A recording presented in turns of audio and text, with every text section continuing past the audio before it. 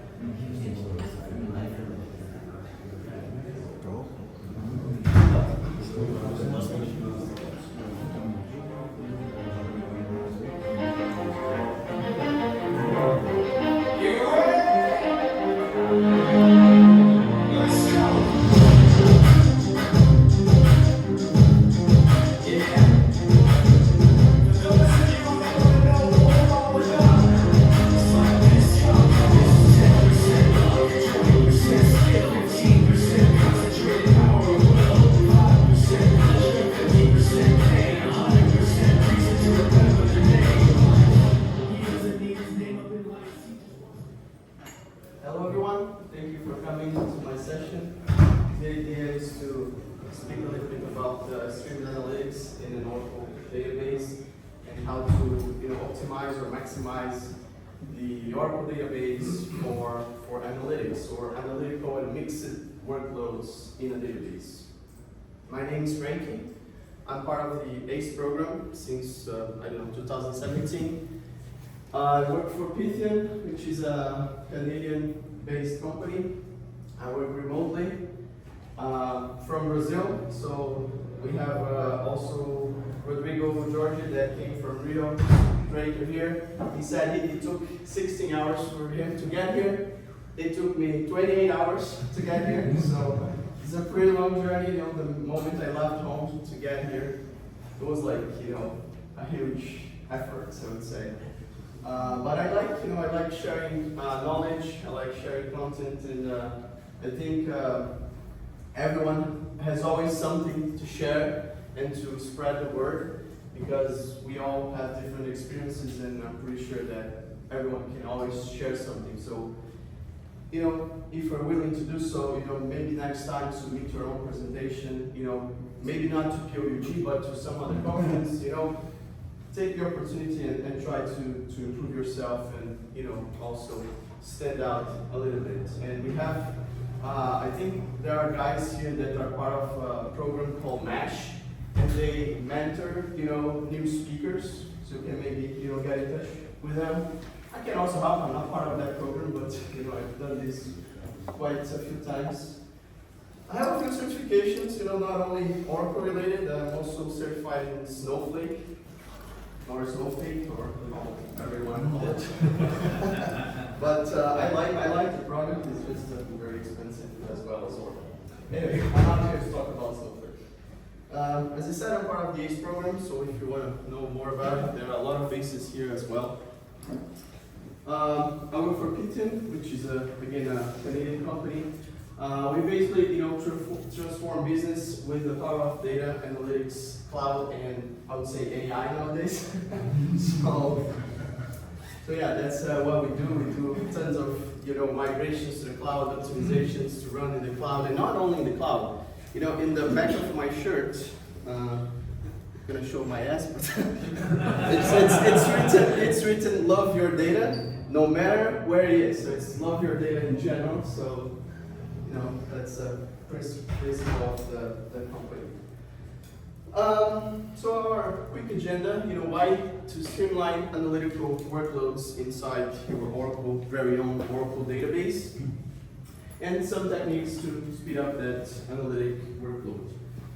So why you want to streamline your analytical workload, and what it is to streamline. Streamline is to make something easier, right? So that's the beautiful word or the buzzword for making something easier. You want to streamline something. And in what type of databases you want to streamline that, and why I'm bringing this content? Because everyone here works with, probably, everyone here is a DBA?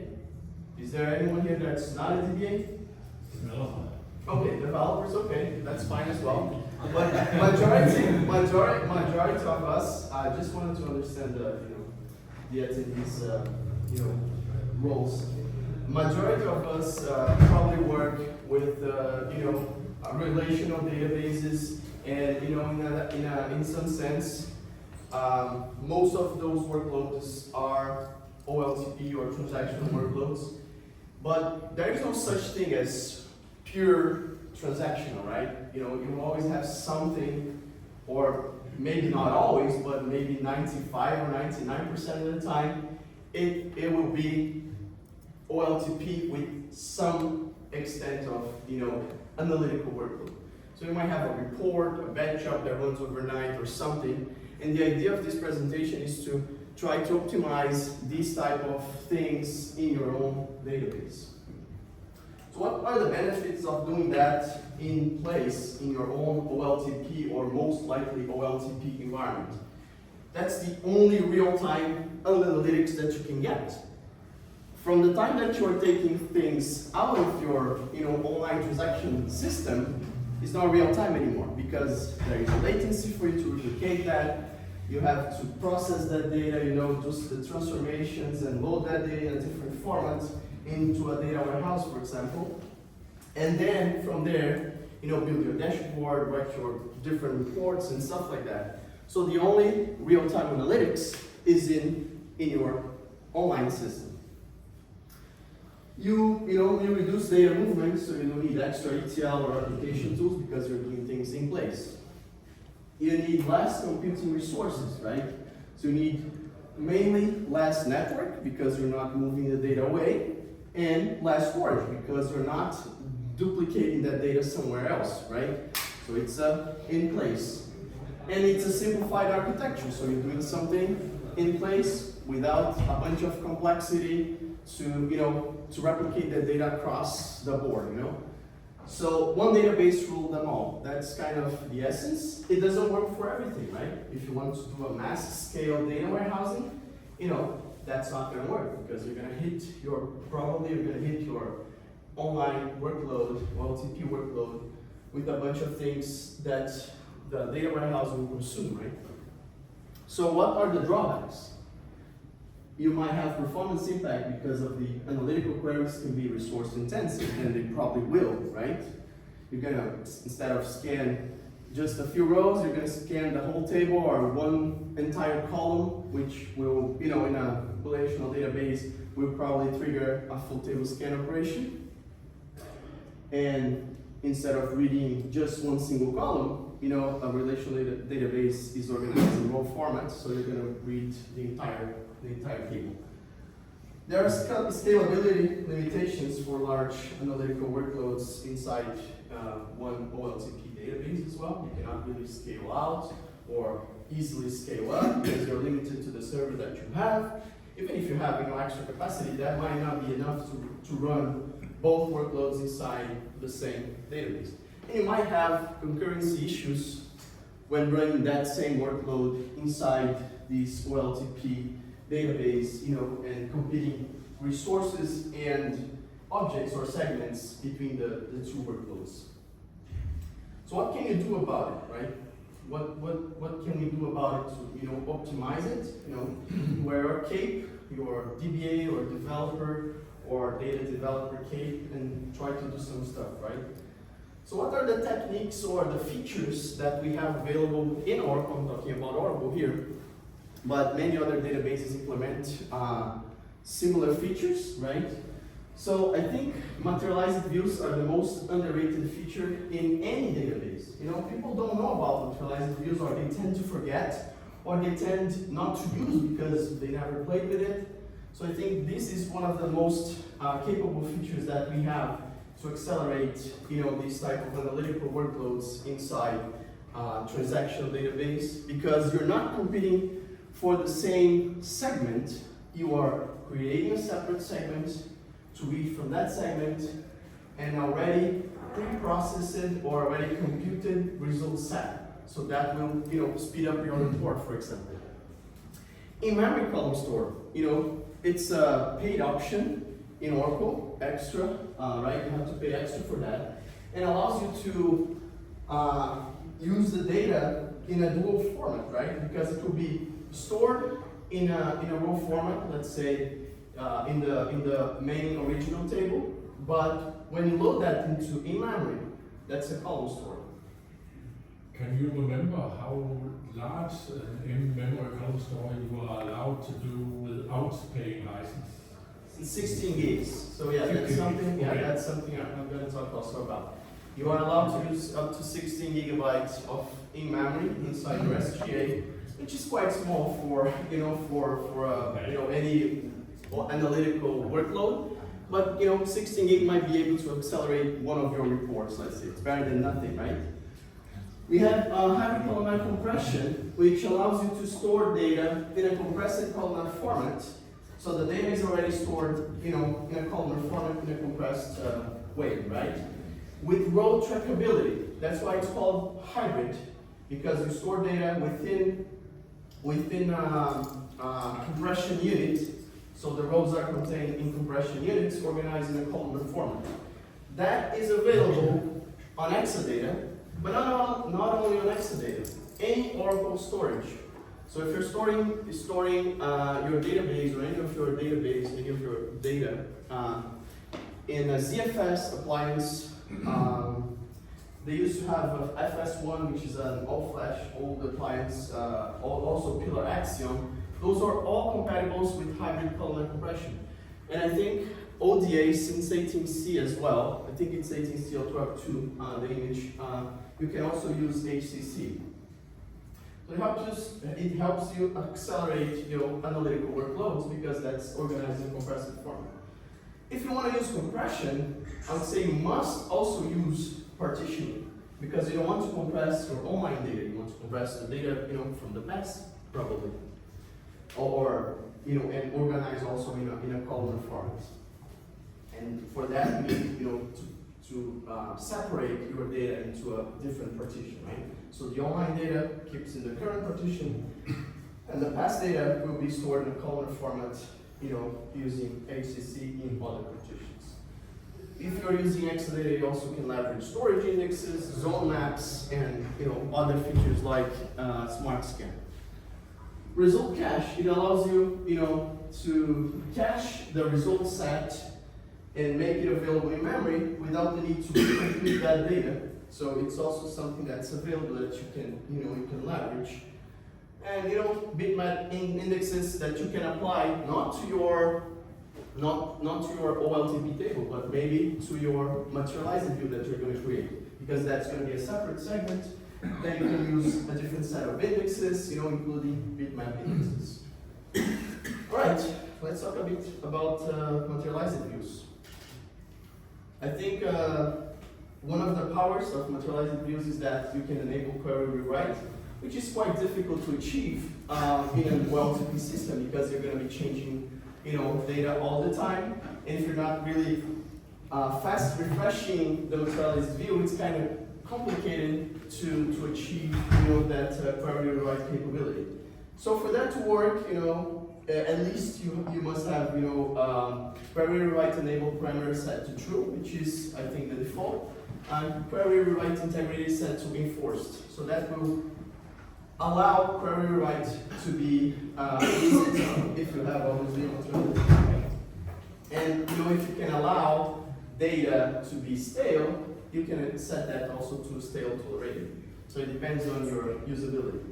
So there are some capabilities that materialized views can attend. So you can use materialized views with full text rewrite, where the same text of your query will reflect what you have in the data definition of your materialized view, or it can be also a partial text match. It doesn't need to be exactly the same, but it can also rewrite using a portion of your text. And then you have, rewrite capabilities like, join back, aggregate computability and rollup, dimension rollup, subset materialized views that you can create. And also you can create, what is it called? I think it's chained or cascaded materialized views that you can create on top of materialized views. So you can create a materialized view, log in a materialized view, and then create another materialized view based on that parent materialized view. And obviously you can use partition, PCT, partition change tracking to rewrite your query as well. So that's a capability that's also possible. And a bunch of refresh capability. You can fully refresh your materialized view, you can fast refresh, or starting on 12.2 if I'm not mistaken. You can also real-time refresh the materialized view, which is not really a refresh, it's just a join between the materialized view and the materialized view log changes. So it joins both stuff. To use in-memory, there are a few things that we have to set in case we want to use in-memory to accelerate our workload inside this OLTP, mostly OLTP database. You set the in-memory size parameter, which has to be less than the SGA target, right? Because it has to fit inside the SGA. Usually you must have a large RAM to fit to have a good in-memory area, right? In-memory force, it's set by default to default, but you can change that. If you change that to base level, that means that you can use the in-memory free option, which is up to 16 gigs, and it's free only on the Enterprise Edition. You cannot use that on Standard, but you can use up to 16 gigabytes. So you set in-memory size to 16 gigabytes, and then in-memory force you set to base level. That starts, I think, from 1912 onwards, so it's a kind of new or recent feature. And it's good that you have, better than not having it, right? The in-memory automatic level, that's called AIM, automatic in-memory, and that's available on engineered systems and also autonomous database. So if you're not on Exadata or autonomous, you leave it as off. Otherwise, you can set to, I think there is no high anymore, it's only medium or low. I was checking the documentation this morning and there is no high, it's only medium or low. And in-memory query, which allows the optimizer to, which enables the in-memory query computation, and which is set to enable by default, and optimizer in-memory aware, which makes the optimizer aware of the in-memory functionality and capability, is set to true by default as well. You have up to 16 gigs, but you can also compress the segments when you put them into the memory area. So you can use mem compress when you're populating your table to the memory area. So you can set to mem compress for query low or query high, or capacity low or capacity high. There are different compression algorithms. Query low is for query with low compression, or query with high compression. And capacity you're storing for more compressed format with low or high compression. And then you can also specify the distribution of that in-memory segment. So you can distribute that based on a service if you are running a rack environment. So you can say this partition or this portion or this table itself will be loaded into memory, but this will go to service A and that one will go to service B. So we can, let's say you have a list partition, right, based on a client ID or client name. Then you have customer A, you say that that partition for customer A will be loaded into memory and will be serviced by service A that runs on node 1, right, of your RAG cluster. While service B, you load that one, that partition, which is a list partition, right, so we partition by client ID. So client B will be loaded into memory and distributed for service B that runs on node 2. So you're kind of making like a manual sharding. If you were attending Pete's session, he was talking about sharding. So this is kind of what we're doing here. You can also distribute by partition, by row ID range, and also automatically. Never use the auto option, but it's there in the documentation. And you can also use duplicate and duplicate all. That means fault tolerance. So when you are running an RAG environment, if your one node goes down, what was in that memory area will not be anywhere else unless you use distribute. Or distribute all, it means that it will distribute all the data, so all the nodes of the cluster will have duplicated data, which will obviously require more memory, right? And you can also do that for partial segments. Okay, I wanted to do a demo, but I was scared that it wouldn't work, and I said, let me play it cool this time. I'm in Poland again, so I don't want to screw it up. So I just extract the output and save that, and we're gonna just read the output. And I'm gonna scroll and try to explain what I'm trying to do and give maybe some insights to you guys. Any questions so far? Okay, cool. So here I have my this is a presentation I delivered the first time for the Utah conference in the Salt Lake City earlier this year. So here I'm using the SOE from the Swing Bench utility. So SOE is a Swing Bench order entry schema, which is pretty much an OLTP application. So we have a bunch of different tables, and they are basically, have the order items table, the orders, the customers, the address, cart, details, and different stuff. No, this is not a very large data set, so the largest table has 5 gigabytes in size, but it was good enough to play with, right? And just showing the schema for you guys to accommodate and visualize how it's distributed. So not very large.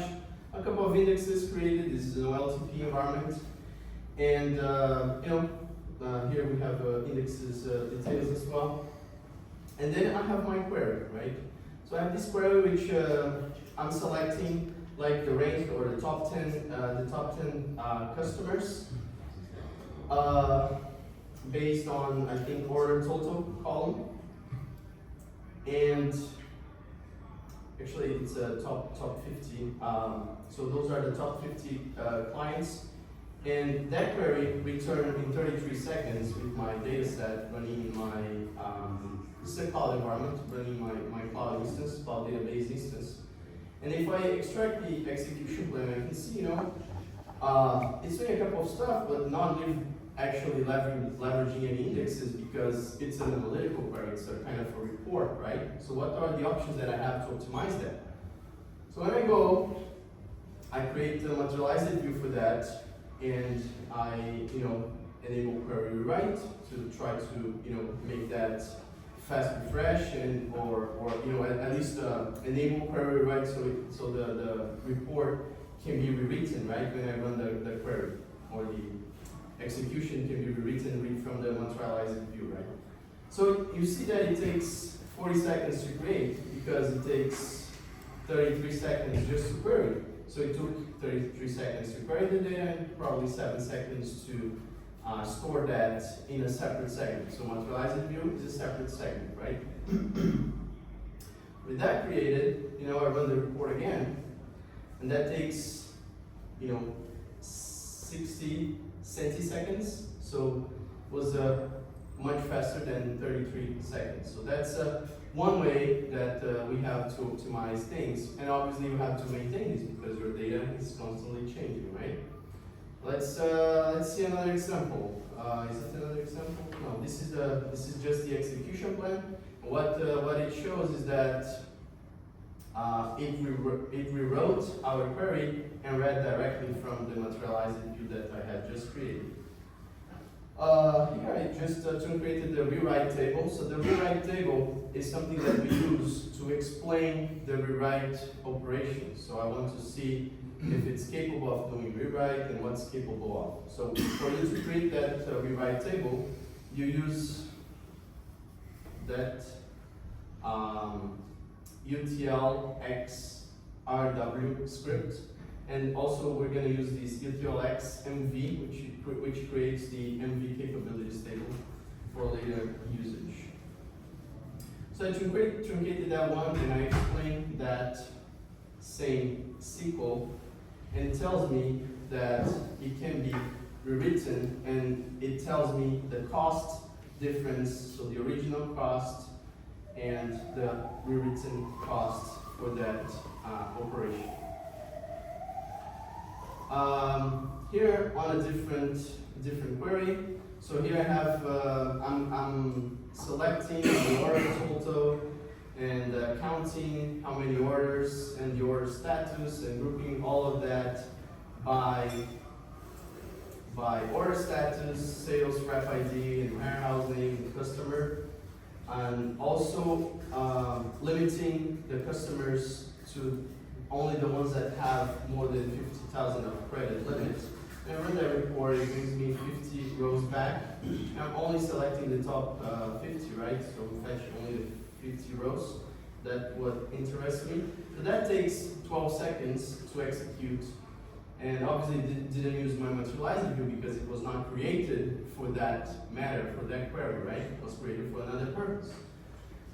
So when I check the execution plan, you know, it's doing a bunch of different stuff. Obviously, a very different query than the other one. It's using, you know, some one index here, you know, performing nested loops here to iterate, you know, each record using this index against the customers table, and joining together with the orders table, right? And then to return to the warehouse, and then to return the result set to my query. If I create a materialized view on that query, and here I'm trying to create a refresh fast materialized view. So I'm specifying that I will refresh fast on demand for this materialized view. It raises an error because I don't have a materialized view log. So what you have to do, you have to create materialized view logs. Here I created a more comprehensive materialized view logs already, including all the columns, so I didn't have to come back and, you know, keep editing materialized view logs based on the queries that I was going to run. But you want to adjust that and optimize to the queries that you have. So you don't want to go there, just simply create the materialized view logs with all the columns that you have in the tables, because that will also require more space. And also, a materialized view log is a segment that is dependent or is created on top of your main table, right? Your original table. And if you have that in a OLTP system, that puts a really bad overhead. So you have to try to optimize that as much as possible. We had that. I used to work for a bank prior to joining Python, and we had a pretty large OLTP environment. This that database back then had 10 terabytes. That was 2014 or 15, I think. That database nowadays is 800 terabytes. So it grew exponentially, and we had a very high transactional system. So anything we did would impact, you know, the transactions. And the materialized view logs, there was a time that we were really having problems with those, and then we figured out that they were growing, and never coming back to their initial size. You know, they just allocate space. It's called fragmentation, right? So sometimes you have to do some maintenances. So we had the code delivery once a week, and then during those code deliveries, we had like a small outage window. So we would just, you know, move the materialized views. You know, we just alter table move, which is materialized view logs are tables. So you just move the segment so it would, you know, reduce in size again. So that was something that we used to manage that. But you just need to be aware that you don't want to create huge materialized view logs, because we're going to be inserting to the main table, and the same insert statement needs to be tracked in a way in the materialized view log to be able to replicate that change to your materialized view when you're going to fast refresh it. If you're going to fully refresh it, which is the complete refresh, just build the materialized view from scratch, right, based on the query result set. But it might take too long that you don't want to do that for many of your materialized views. So that's why we have materialized view logs. But be aware that there is an overhead. And your system might accept it or not. So, again, you have to see where the wind is going to see if it's going to impact your environment or not. So test it. It's not like, oh, it's not going to do anything, let's try. No, test it. And sometimes you cannot even test in non-production because you don't have the workload, right? So eventually you might, discover if you can use it or not. Then I created the materialized view log, so now I'm able to create the materialized view with refresh fast. Here I'm using on demand, so I'm going to request the refresh to be executed, right? That's what on demand means. It's a kind of manual refresh you can automate with with a scheduler job, but it means that you're going to ask for when it's going to be refreshed. You could have created a refresh fast on commit, which also has different limitations. Like there are a bunch of limitations. If you go to the limitation, it probably has like 3 pages of limitations, so it's not fully available for everything. But it can be refreshed on commit or on statement before the commit. So you run your statement, it fast refreshes already on the statement that you executed before the commit. So also that also has a penalty, right? So you're going to be refreshing all the time. On demand, it's like, before I run the report, I fast refresh or something like that. So you could automate it that way or optimize it that way. You can also enable query write and enable on query computation. So query computation is pretty much the real-time materialized view capability.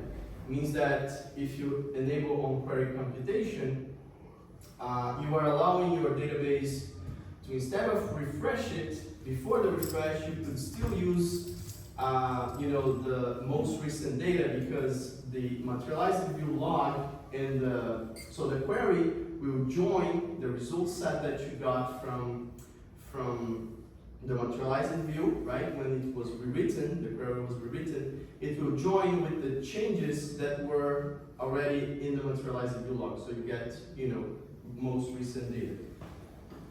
And here I run the query again, and I can see it uses the materialized view.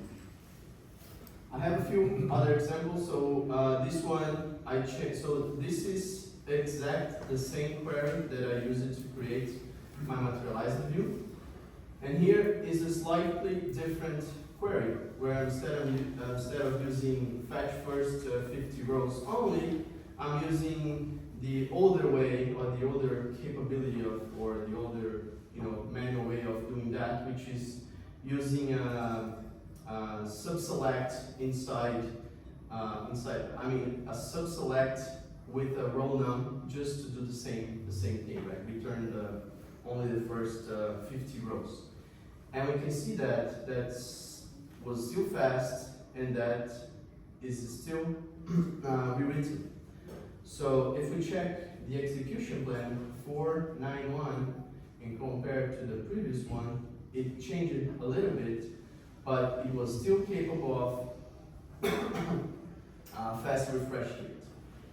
Not fast refreshing it, rewriting it to use the materialized view.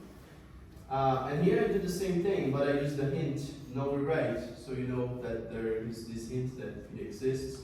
So you can force it not to rewrite for whatever reason. Let's say you don't want to rewrite, you can change and put a hint in your query, and then run it again, and then we can see it doesn't rewrite and doesn't use the materialized view.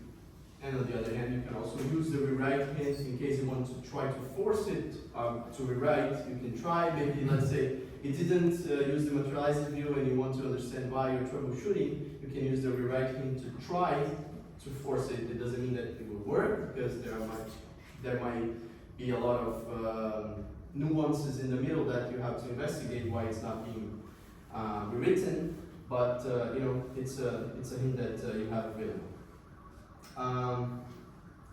And here I explain again the rewrite for that SQL, and they can see, you know, I can compare the original cost with the rewritten cost and all the, you know, nuances that this view presents. And this one, I think, is the same one, just with a different, different subquery. And then, let's say you want to understand why a query is not being rewritten, or why a refresh, why a refresh is not working. So let's say you're trying to fast refresh. You can explain the materialized view using the DBMS MView explain view, which will load data into the MV capabilities table, and then you can query that table to understand why a refresh is not possible. So you see that refresh fast is possible, and it's an SCN-based refresh, so you have the related text and then you have the message. So we can see that partition change tracking table, it says N on orders table, on warehouses, and on customers. That's not possible because there is no partitioning on that materialized view. So if you create a partition, you know, you would have, you know, partition change tracking also available. You can fast refresh after an insert, and that's possible. And this is related to the MV top credit customers, right? So it's showing, just to go back a little bit, so it's showing these three tables here because those three tables are part of this materialized view, right? Actually, this materialized view aggregates data from these three tables. So that's why you have three lines here, and that's why it says this repeatable information. This one is fast refreshable after insert, and that's capable, but it has that refresh fast after one table DML. So if you perform a DML operation in one of the tables, which table? The table that has this column here.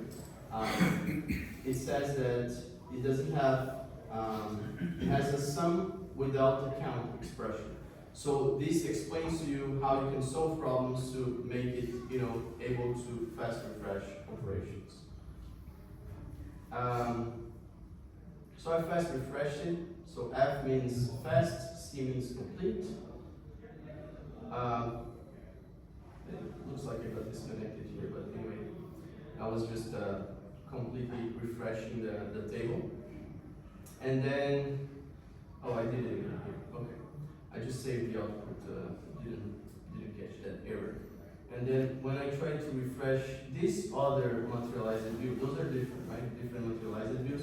This one has an F, so I'm trying to fast refresh it by using the materialized view logs. It says that it cannot fast refresh, or refresh fast cannot be used for materialized view MV sales rep orders. So I ended up using the complete refresh. And if I explain that, you know, it will tell me the reason why it was not fast refreshable, right? Here I'm running same query again. What I'm doing differently?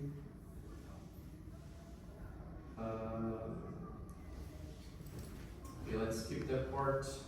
And let's go to in-memory compress, or in-memory column store.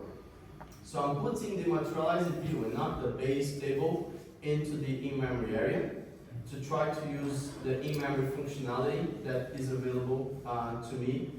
So I put that in-memory, that materialized view to the in-memory area. I'm using mem compress, so I'm compressing the segment while it's in memory for query load. Query load means for query, so it's optimizing for reading, for a read operation, but with low compression. And then, you know, materialized view was altered, and that can be started being populated and put into in-memory. It doesn't mean that it will immediately go to in-memory, so you run it a few times. In my populate, there are views that are called $im_segments that you can query that information. and then you can see that it will run the query, and it might optimize your workload based on the in-memory area. So you can see that it did a rewrite access, materialized view, rewrite access in memory full, because that segment is in memory. This segment is pretty low, right? So you can see that the size in memory is 1 megabyte, right?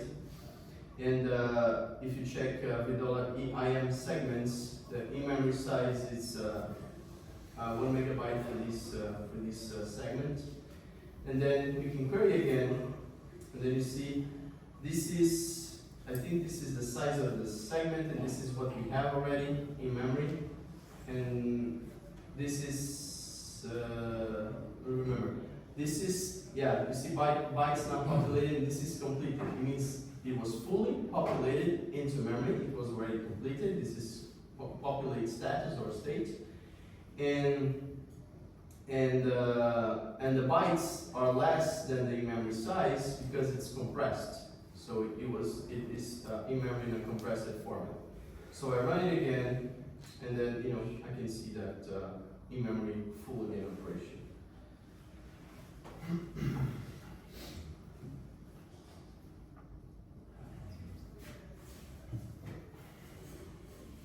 So I don't know if I made it more clear, more confusion, but the idea that I wanted to bring is that you have many capabilities, available in the Oracle database to process your kind of mixed workload in the same database without the need to take that data out of the database. Obviously, as anything that you develop or doing in a database, you have to test it, right? So you don't want to just do things in production without properly testing.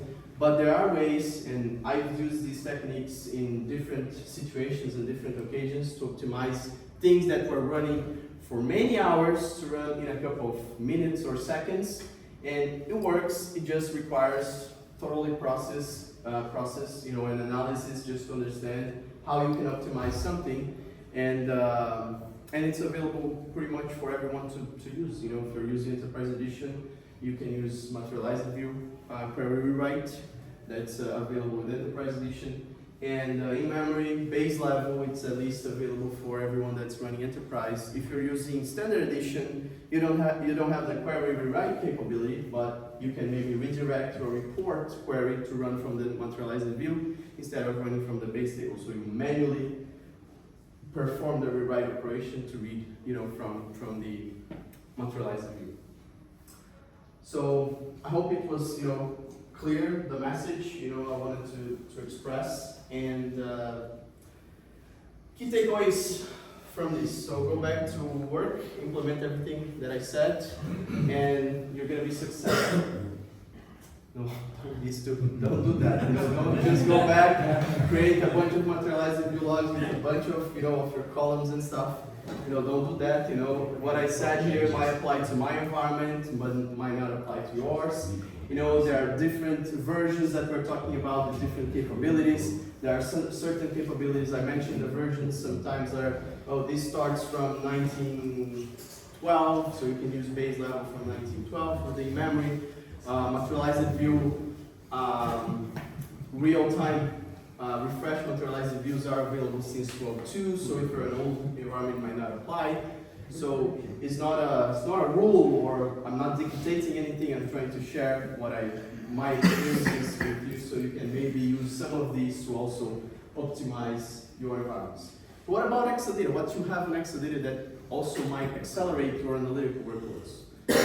So if you have Exadata, you're probably already accelerating using at least Smart Scan.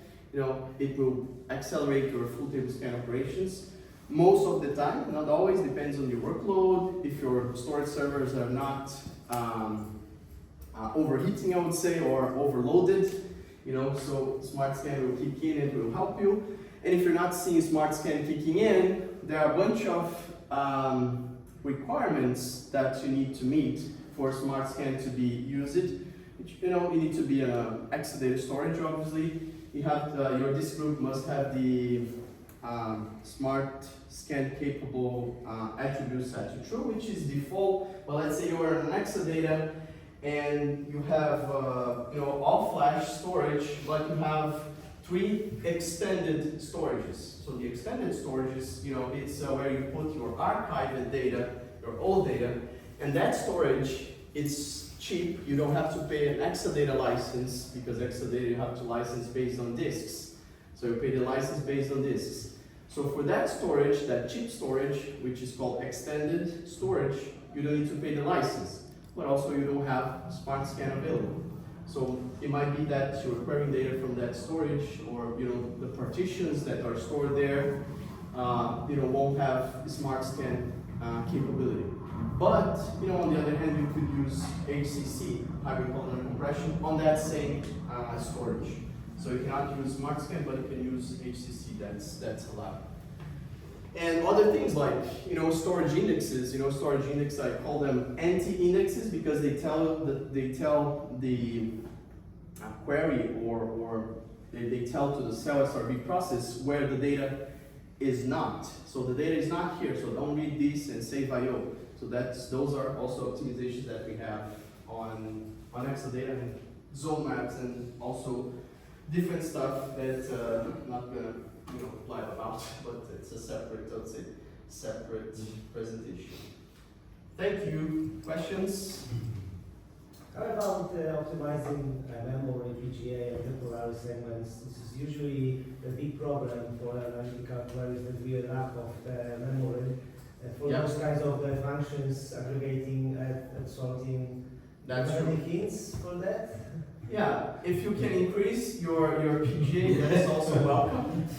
Or maybe you can, let's say you can create a login trigger for a specific session that you run, that that runs the report. And for that specific session, maybe you want to be smarter than Oracle, and instead of using automatic PGA, you can set the workload policy to manual, and then increase a few of those parameters like hash and sort, right? Yeah, but you can't actually. Sorry? Work area size. Work area size, yeah. Yeah, but there are limits. For the single process, you can't actually increase it as much as you'd like to. So my experience, the only parallelism can help you, because you have parallel query, those segments are adapts to the total amount of PGA, but Yes. But if you use parallelism, then also you lose a lot of CPU power Available for the queries. So LCP, you would like to use more memory for PGA, but without pushing much CPUs, and this is difficult. Yeah. This is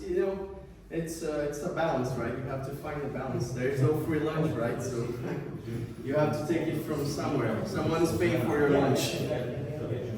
All right. And if you are on Exadata, sorry, what's you that asked the question? What's your name? Michael. Michael. So thank you, Michael, for the question. If you are on Exadata, that temporary area, the temp area, is already optimized, because if you're using a lot of bugs actually. but if you just to give the example, if you are on Exadata, your data set that will be used for temporary segments will be less. Because if you're scanning the data from the storage, the amount of data that's being returned to the database server will be less because of Smart Scan. It's filtering the data on your storage and returning the data to the database server with a smaller data set. So it doesn't have to go to temp, because it will go to temp less frequently, or a less amount of data will be spilled to temp, because it has less data to build the hash joins and stuff into the hash table, and probably can fit into memory. So I had a very similar, or a very critical problem this past week, so I've been like sleepless for a few days. And the problem is that the Exadata on the client was too small, like for the workload that they had. They had enough storage space, but they didn't have enough Exadata or storage processing power. So what happened is that one of their storage, they had 4 storage cells. One of their cells went down. They lost 25% of the I/O capability, but they also lost 25% of their flash cache, and that really impacted them really badly. really badly. So things that were running fine in one day on Sunday, on Monday morning, obviously Monday morning, right? It was, you know, a hell of a problem because, you know, usually we used to see average weights for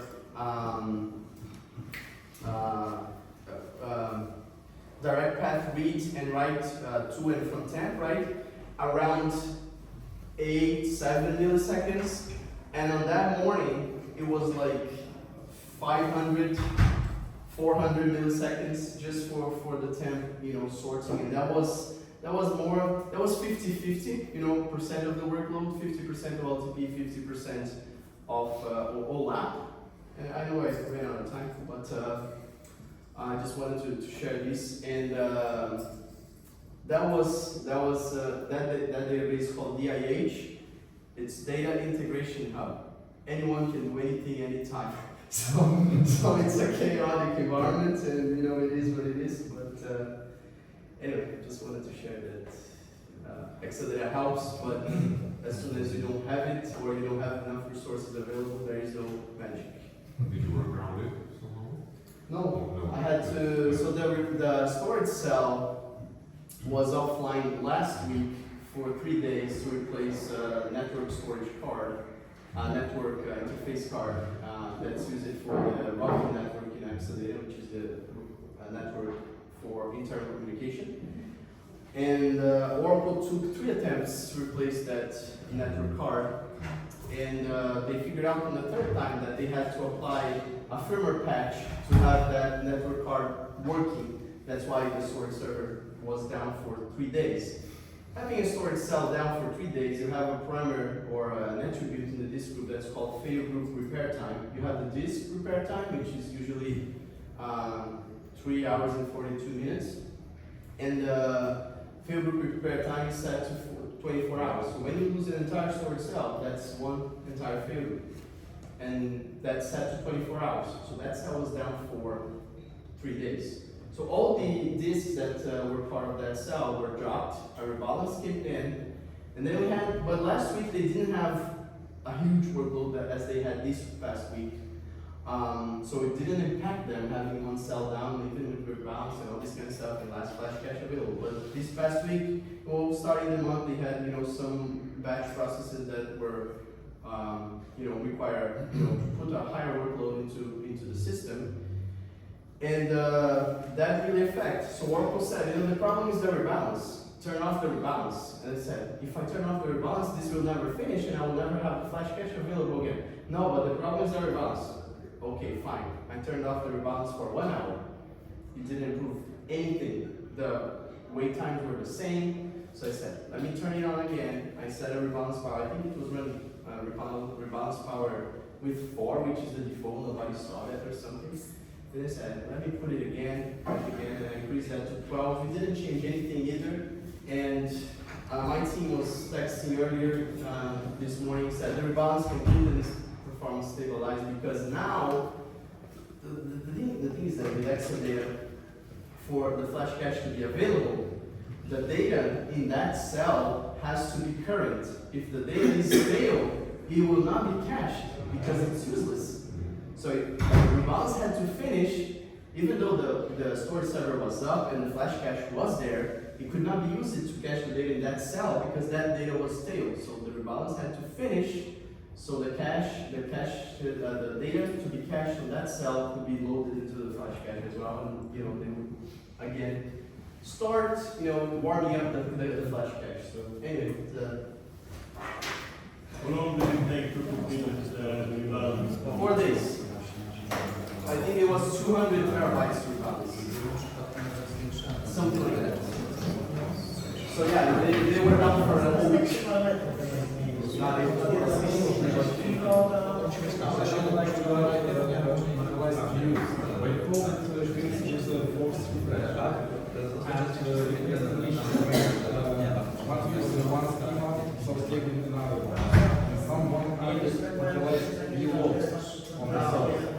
And forced instead of using complete refresh, decided to use logs. And exception, take that in production.